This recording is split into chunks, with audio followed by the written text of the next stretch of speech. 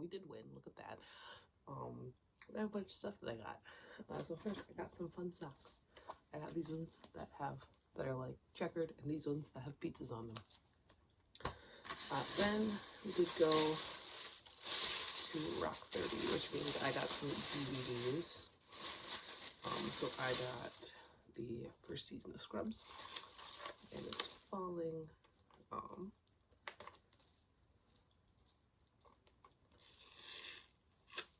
That's not doing what I want to do. Okay, I gotta stop. I gotta do that. I got Saw 3, which I don't believe I have. This is one that I'm pretty sure, okay, it's not in my rack, so I know I haven't seen it. I don't think I own it. I don't think I do. I have the first season of The West Wing. I have the second season of Robin Hood, BBC. This is a show that I really liked when I was like a kid, and I've been meaning to pick it up. But I do,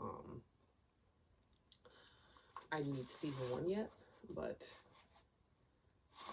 at least I do have season 2. I got 4 movies, horror classics: Bowery at Midnight, Beast from Haunted Cave, Condemned to Live, and Creature from the Haunted Sea. And the last thing in here is Seals. So we're gonna put that aside there. Alright, and then I did go to Hot Topic, as you do. So the first thing I picked up was this Texas Chainsaw Massacre duck, because I had the other 3 things, and then she's like, do you want to grab a 4th thing, because everything's buy it 30% off. And I saw right there a Leatherface duck, so I do have a Leatherface duck, and I gotta figure out where I'm gonna put him, but he is beautiful, and I do love him. And then I did get naturally clothes. So I got this Under Oath shirt.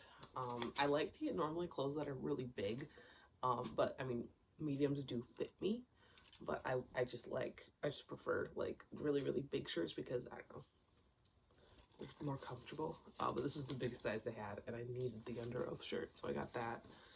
They also had, that's my receipt, I need that as well. They also had a My Chemical Romance shirt that I did not have, which is very rare at this point.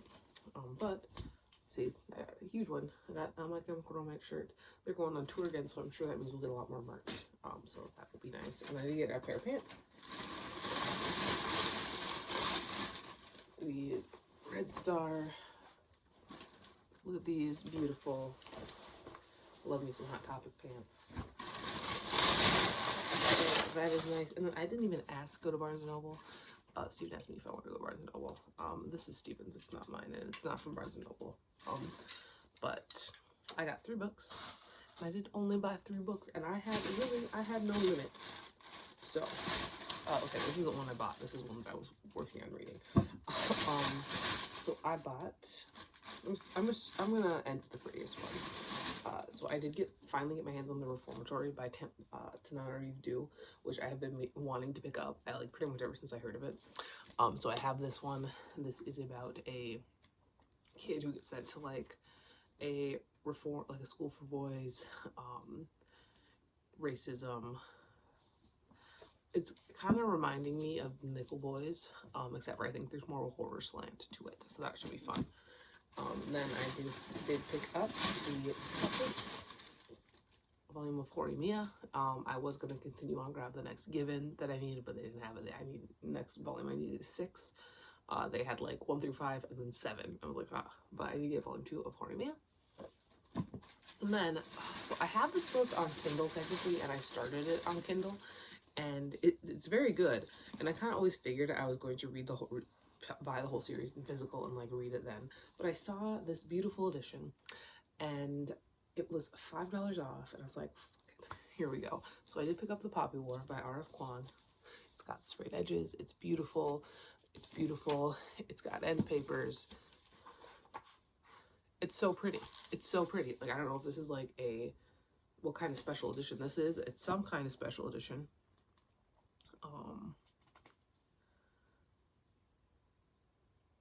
I don't know. I don't know what kind of edition this is. But no, I'm excited to like actually like pick this up, because I did, like I said, like I have it on Kindle. I've read like the first third of it.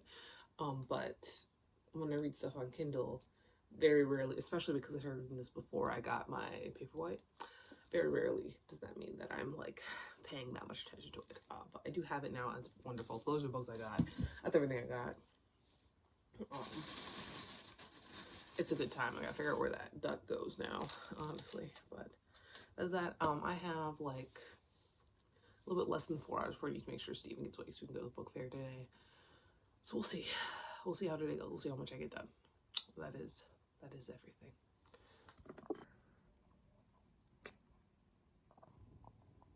You can tell that it's getting rough because I've started with the flashbacks. All right, we're in the car. We're on the way. Steven's just actually grabbing some papers to grade. I got my books in the back there. That's my New Yorker bag that has my other stuff. You can't see the books because they're on the other side. They're right behind me. Yeah, hopefully, I'm hoping I sell a lot of these. I don't, because I just like, I don't know what to do with them when I don't, you know, like, and I have these piles of my own books. I'm like, what the fuck do I do with these? So hopefully I sell a lot of them. The goal would be all. I don't know if that's gonna happen. I feel like I felt like I was underestimating, and then I felt like I felt like I was overestimating, and the books came and I felt like I was underestimating, and I feel like I'm overestimating again. So we'll see how it goes.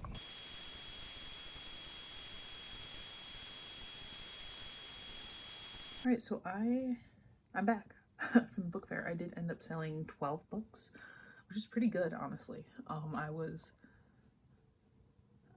next to somebody who I used to play D&D with, which was really fun. But no, I made like, between that and what I sold before the book fair, I've made like $155 or so, which really did more than double my current like earnings for the year for my books, which is awesome. That's gonna be great. I'm higher than I was last year now. I've made more this year than I made last year, which is awesome. And we will see how the rest of the year goes. But now I do have a box with a big chunk of books in the garage, so we'll see. I don't know what I'm gonna do with those. Maybe there'll be another book fair or something. All right, and finishing the day out with $32,199.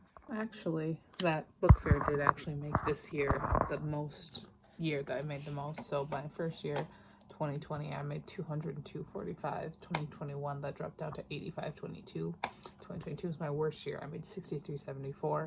2023, $144.01, and then now this year, $275.83.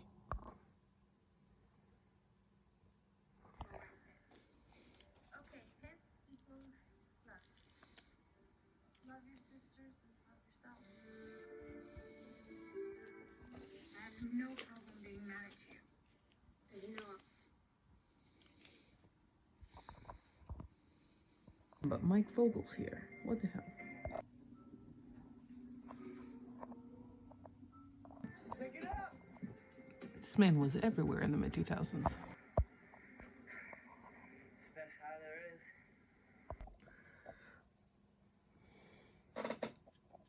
Bobas. Hi.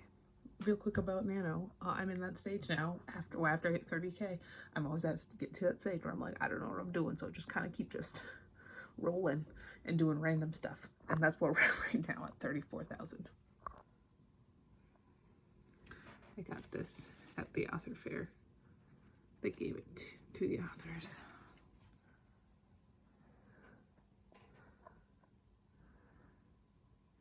I don't actually need you anymore, do I?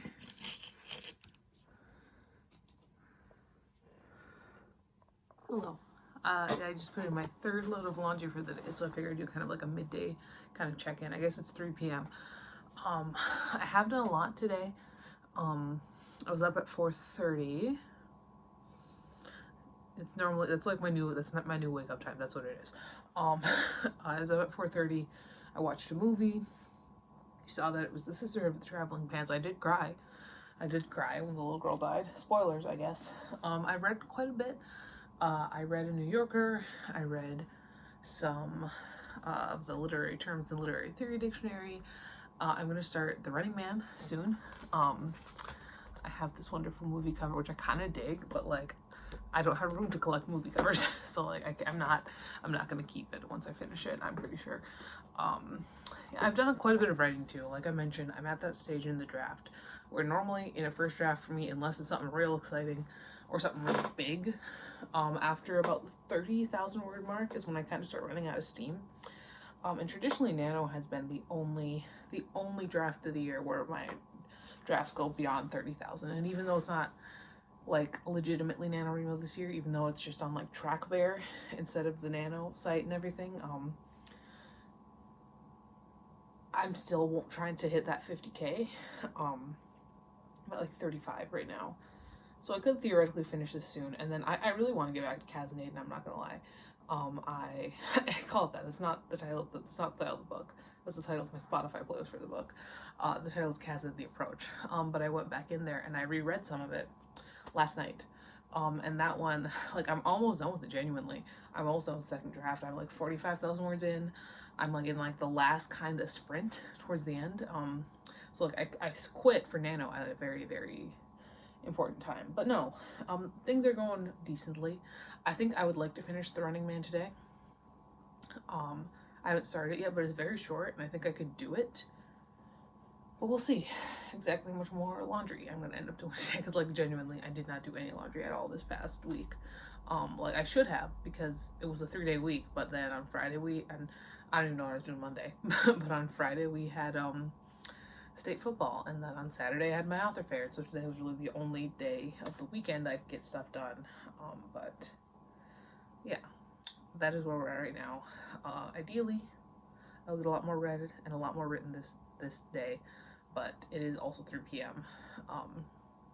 Which I know is like still in the afternoon, but when you get up at 4 in the morning, 3 p.m. seems like pretty late in the day. But yeah, that's where we're at right now. So I'm trying to plan for next year, and I got my spreadsheet all settled. But the only problem with me planning what writing projects I'm gonna do next year is that it's halfway through November, and I don't know if I'm gonna finish Cats this year or not. I know I'll finish the second draft. I don't know if I'll finish the final draft or not. I think it's entirely possible that I could, but I don't know. So it's on my spreadsheet right now, but like, I might have to change it late December if I finish it, or maybe I don't even know. Part of me wants to go like, yeah, I'm gonna finish it, but then what if I don't put it on my spreadsheet and I don't finish it, Then I'm just mad. Or that I just, have to finish it, stick to my fucking deadlines, but I don't know. So this is what we're looking like. My short prose this year, I went for 50,000, and it's not gonna happen. 25,000 is a lot more manageable for me. I have my April Nano, my July Nano, my November Nano. I don't know what those are gonna be at this point. I always randomize them like the day before.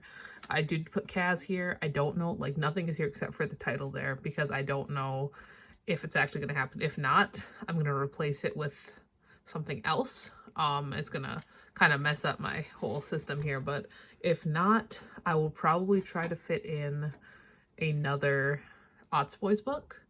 I'm doing No Remorse this year. I will try to fit and bleed it out.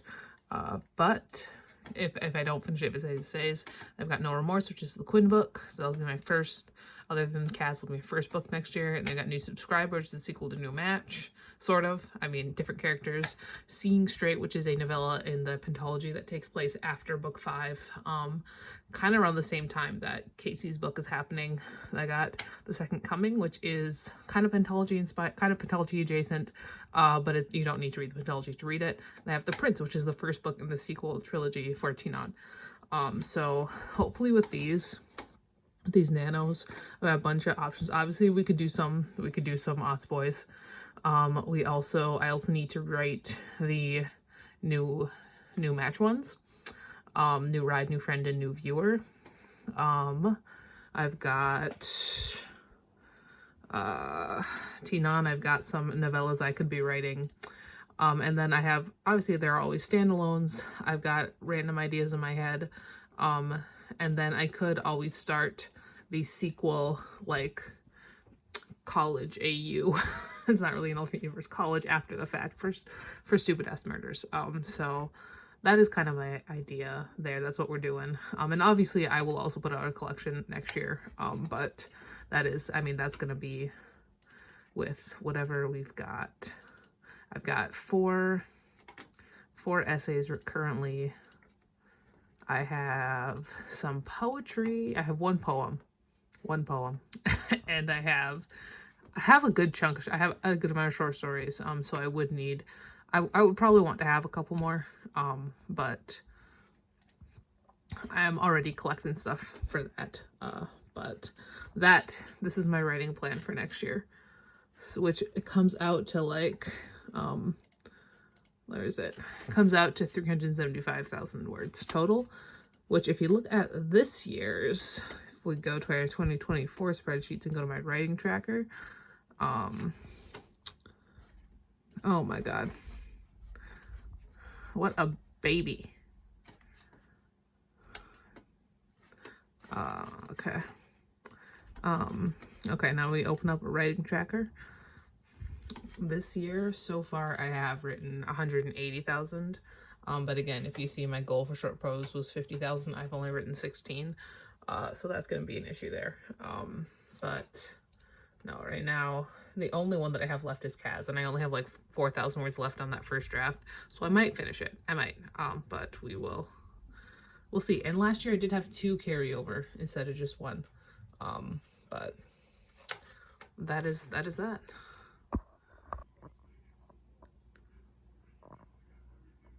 End of the day with 37,623 words.